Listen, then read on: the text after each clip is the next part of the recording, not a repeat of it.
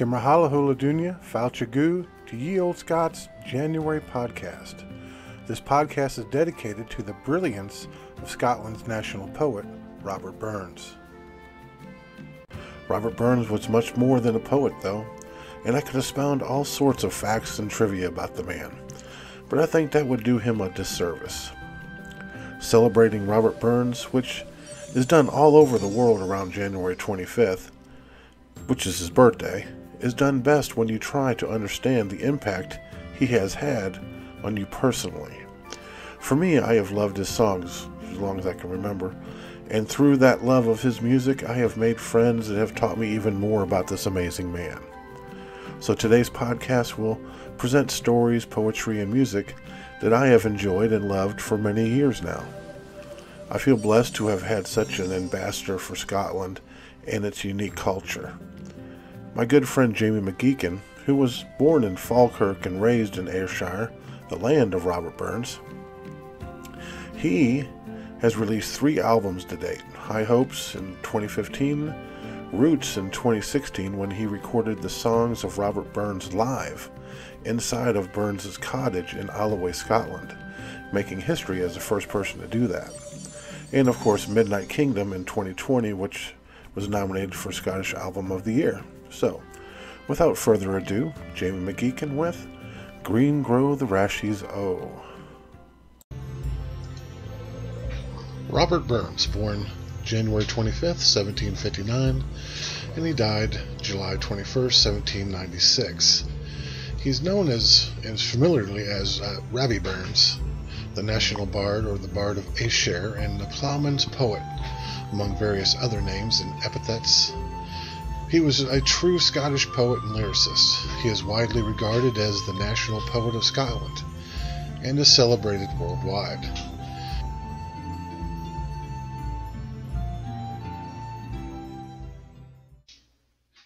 This first song that I'm going to do, it's a Rabbie Burns song called Green Grow the Rashies. It's one of Burns' more notable songs about love.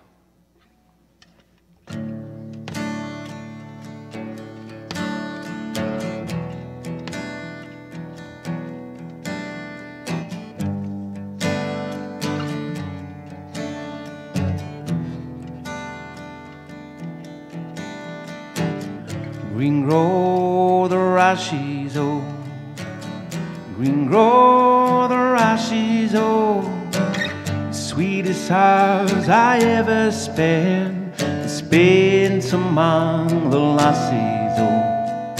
There's not but care on every hand, and every year that passes, oh, it signifies the life of man. 24 the lassies, oh, green grow the rashies, oh, green grow the rashies, oh, the sweetest hours I ever spent among the lassies, oh. Good afternoon.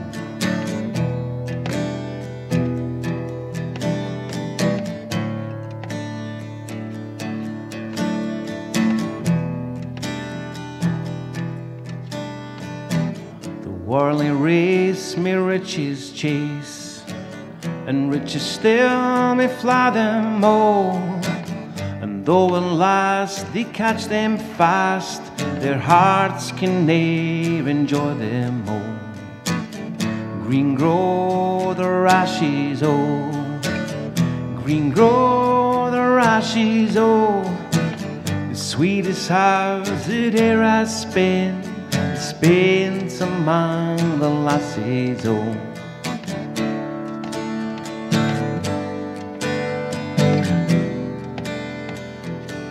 Among the lassies, oh,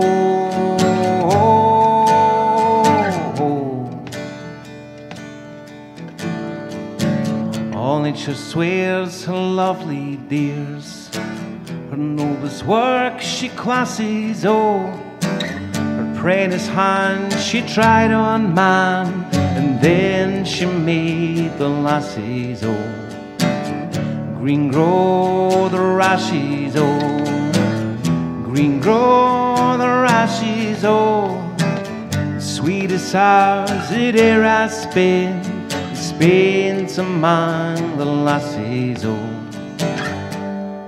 And I spent among the lasses, oh. And I spent among the lasses, oh. And I spent among the lasses, oh. And I spent among the lasses, oh.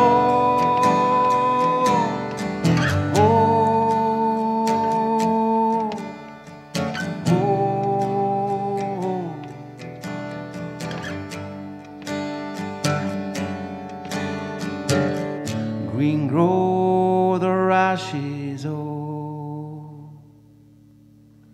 Thank you. A wee story about Robert Burns and his trip to Roslin Castle. Robert Burns' trip to Roslin Chapel. By Jeff MacDonald. On Midsummer 1787, Robert Burns walked from Edinburgh to watch the sunrise over Roslin Castle. He was with the portrait painter, Alexander Nasmyth. Apparently, after an all-night socializing session, Burns walked from Edinburgh to Roslin, a distance of some 6 miles. The castle was the stronghold of the St. Clair family. The St. Clairs were loyal to Robert the Bruce during the Scottish Wars of Independence. Sir Henry St. Clair, 7th Baron of Roslin, and his 2 sons John and William fought at the Battle of Bannockburn. When Bruce died, John and William were given the task of carrying Bruce's heart to the Holy Land, alongside Sir James Douglas and Robert Logan. William, John and Douglas were killed in a fierce battle with the Moors at Tiber in Spain in 1330. In 1446, Sir William St. Clair began building the chapel which overlooks the castle. Today this is more famous than the castle.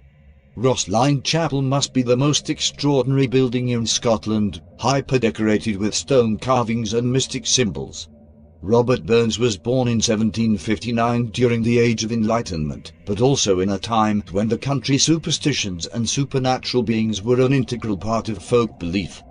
The landscape of Burns was one where the natural rhythms of nature were much more intertwined in the day-to-day of working life. Some of his poems show a snapshot of country traditions and beliefs at the time, imbued with his sense of humor and satire. Burns was familiarized with tales of the supernatural and folk belief through Betty Davidson, an old maid of Robert's mother who often stayed with the family when Robert was a young boy. Betty had a large collection of folk tales and songs about the supernatural and recounted many of these tales to Robert, which fired his imagination from an early age. He said about Betty Davidson, "In my infant and boyish days too, I owed much to an old maid of my mother's, remarkable for her ignorance, credulity and superstition. She had, I suppose, the largest collection in the county of tales and songs concerning devils, ghosts, fairies, brownies, witches, warlocks, spunkies, kelpies, elf candles, dead lights, wraiths, apparitions, cantrapes, giants, enchanted towers, dragons and another trumpery." Burns was skeptical about the supernatural and poked fun at some of the country beliefs of his contemporaries in his poems. However, he admits in a letter to Dr. Moore that those early tales of childhood had so strong an effect on my imagination that to this hour, in my nocturnal rambles, I sometimes keep a sharp lookout in suspicious places. And though nobody can be more skeptical than I am in such matters, yet it often takes an effort of philosophy to shake off these idle terrors. We should also remember that although it was the Age of Enlightenment, it was a time not long after the horrors of the Scottish witch trials, when thousands of women were executed on flimsy evidence. Fueled by religious paranoia, the Witchcraft Act was repealed in 1736 in Scotland, only 23 years before Robert's birth, and the last trial and execution were in 1727. The fear of the devil, witchcraft and the supernatural was still very real for many people. The Calvinistic Church also had an influence on these beliefs, as the devil and his minions were placed in the role of a direct and present threat to God's word. Robert Burns was a man with an eye for a story. During his trip to Rosline, he breakfasted at Rosline Inn. Perhaps, while he was there, he heard rumours of some of the tales attached to Rosline Castle and its chapel. Interestingly, Tam O'Shanter came to life in 1790, when the noted English antiquarian Francis Grose was writing his second volume of Antiquities in Scotland. Robert Burns asked him to include a drawing of Kirkalloway. He agreed to this on the condition that Burns would write an accompanying poem. Grose and Burns soon became friends. One of the myths about Rosline Chapel would be included in Grose's works, possibly at Burns' suggestion. A similar event is recorded in Tam O'Shanter. Next is Jamie McGeechan again with Man's a Man for All That.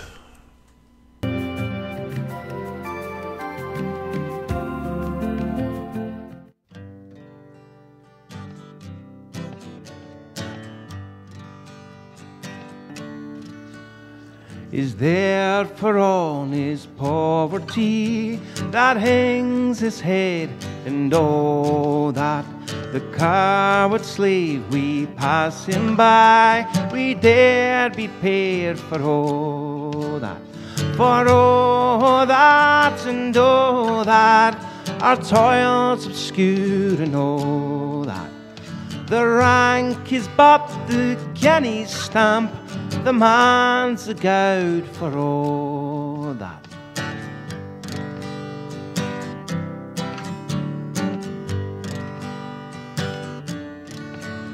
What thou unhamely fare we dine, were hoard and grey and all that.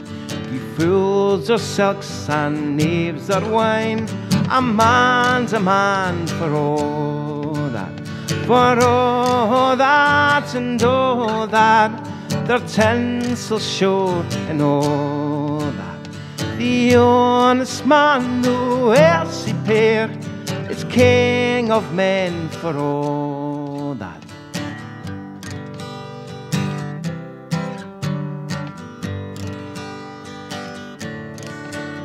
You see yon Berkey, Cadel Lord, where struts and stairs and all that. Though hundreds worship at his might, he's but a coof for all that. For all that and all that, his ribbon star and all that. The man who independent mind, he looks and laughs at all that.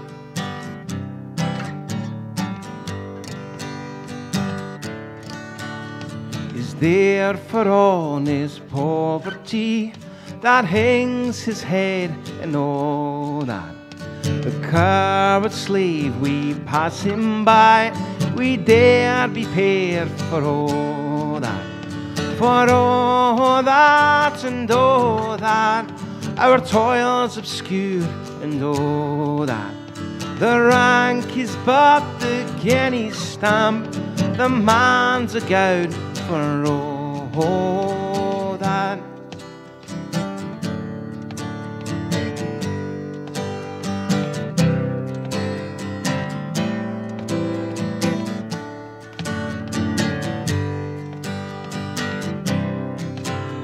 For all that and all that, it's common yet for all that.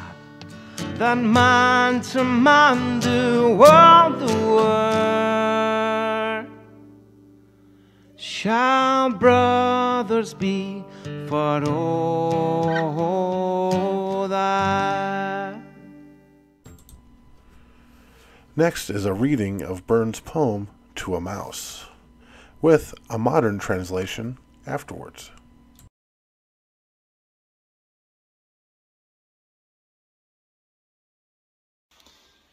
To a Mouse, on turning up her nest with the plough, by Robert Burns, written 1785. Wee sleekit, coor and timorous beastie, what a panic is in thy breastie. Thou needna start a wa sae hasty, wi' bicker and brattle. I would be laith to run and chase thee, wi' murder and pattle. I'm truly sorry man's dominion has broken nature's social union, and justifies that ill opinion which makes thee startle at me, thy poor earth-born companion and fellow mortal. I doubt na whiles but thou may thieve. What then, poor beastie? Thou maun live. A daemon icker in a thrave, it's a sma' request. I'll get a blessing wi' what's left, and never miss it. Thy wee bit housie, too, in ruin, its silly wa's the winds are strewin', and naething now to big a new un o' foggage green. And bleak December's winds ensuing, baith snell and keen. Thou saw the fields laid bare and waste, and weary winter coming fast, and cosy here beneath the blast thou thought to dwell, till crash the cool coulter passed out through thy cell. That wee bit heap o' leaves and stibble has cost thee mony a weary nibble, and now's turned out for a' thy trouble, but house or hald, to thole the winter's sleety dribble, and cranach cold. But Moussie, thou art no thy lane, and proving foresight might be vain, the best laid schemes o' mice and men gang aft the glie, and lee us naught but grief and pain for promised joy. Still thou art blessed compared wi' me, the present only toucheth thee, but ach, a backward cast my ee on prospects drear, and forward though I canna see, I guess and fear. That's the original. A great poem, a lot in it, but if you don't understand the Scots words, you're going to get practically nothing from it.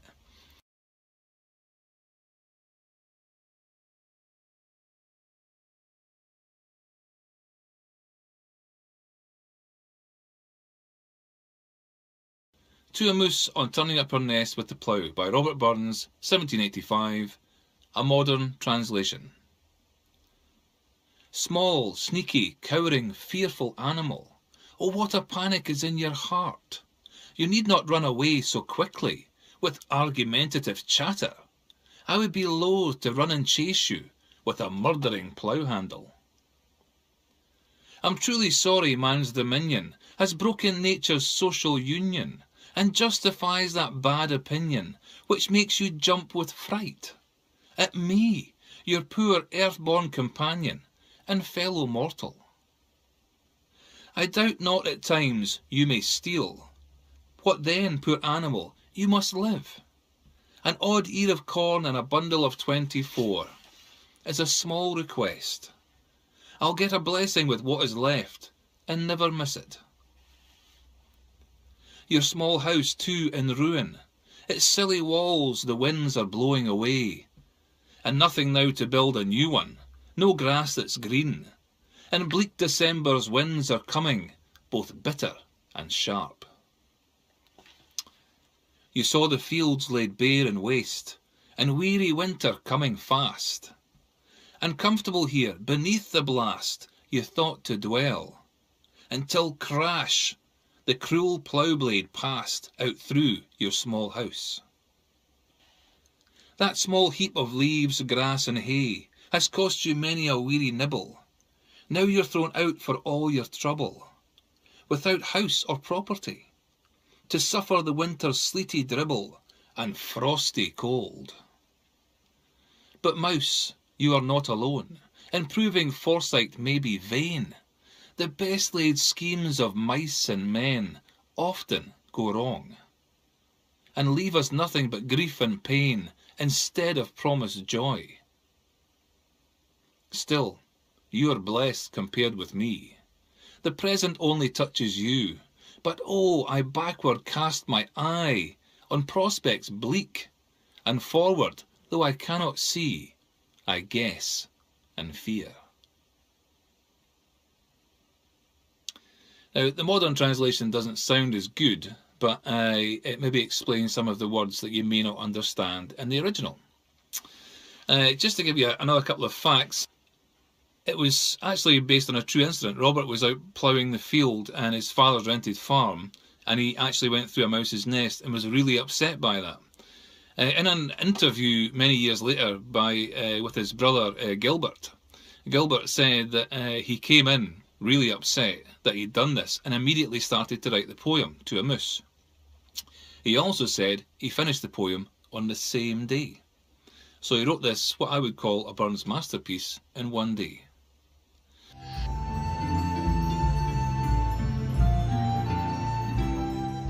This is a short Burns poem which was put to song and was dedicated to the petite charms of Deborah Duff Davies in 1793.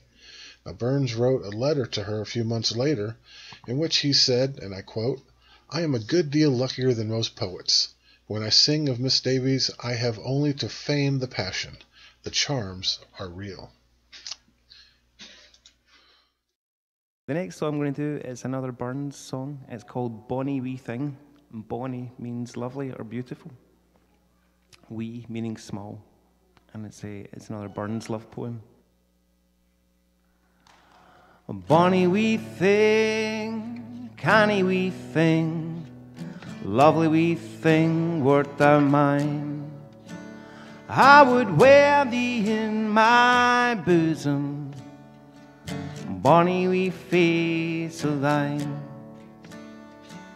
Wistfully I look and languish in that bonny wee face of thine, that my heart it signs with anguish, lest that wee thing be not mine.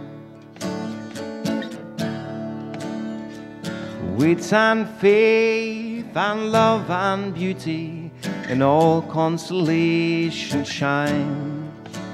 To adore thee is my duty, goddess of the soul of mine. Wistfully I look and languish in that bonny wee face of thine, and my heart signs with anguish, lest that wee thing be now mine.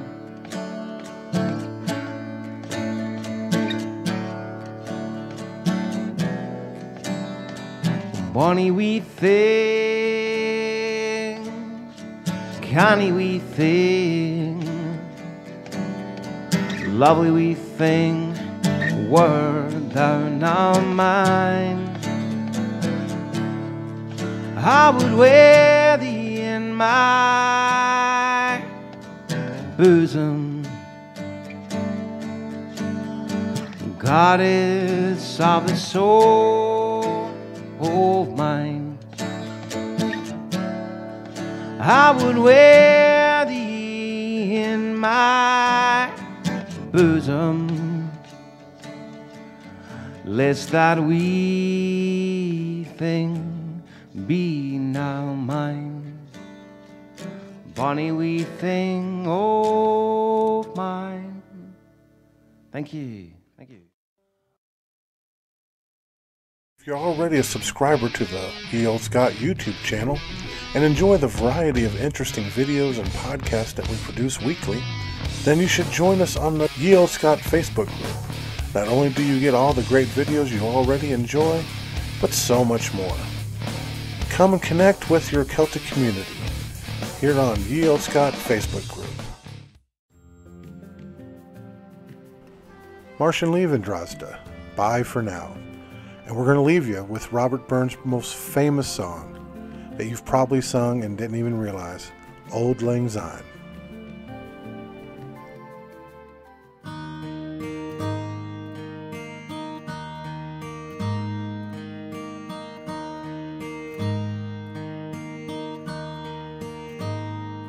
Should old acquaintance be forgot and never brought to mind? Should old acquaintance be forgot and days of auld lang syne Syne, for Auld Lang Syne, my dear, for Auld Lang Syne. We'll take a cup o' kindness yet for days of Auld Lang Syne. We twa here run about the braes and put the gowans fine, but we've wandered many a weary fet since days of Auld Lang Syne, and we twa he pedalled in the barn frae morning sun till dine, but seas between us braid he rode since days of Auld Lang Syne, for Auld Lang Syne, my dear, for Auld Lang Syne. We'll take a cup o' kindness yet for days of Auld Lang Syne.